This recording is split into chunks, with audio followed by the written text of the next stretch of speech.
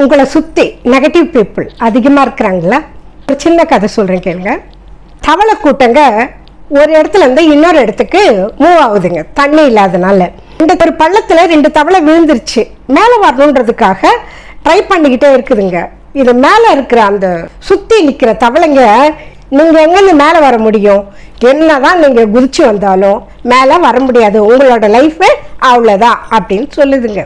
இருந்தாலும் அதில் 2ல் ஒரு தவளை இதுங்க சொல்கிறத வச்சுட்டு அப்படியே அமைதியாக சோர்ந்து போயிடுதுங்க. இன்னொரு தவளை மட்டும் இவங்க சொல்கிறத கேட்காம குதிச்சு பட்டுன்னு மேலேயே வந்துடுதுங்க. சொல்லிக்கிட்டே இருந்தும் இது மேலே வந்துருச்சு அப்படின்னு அதுங்க நினைக்குதுங்க. காரணம் என்னன்னு கேட்டிங்கன்னா, அந்த தவளைக்கு காது கேட்காதுங்க.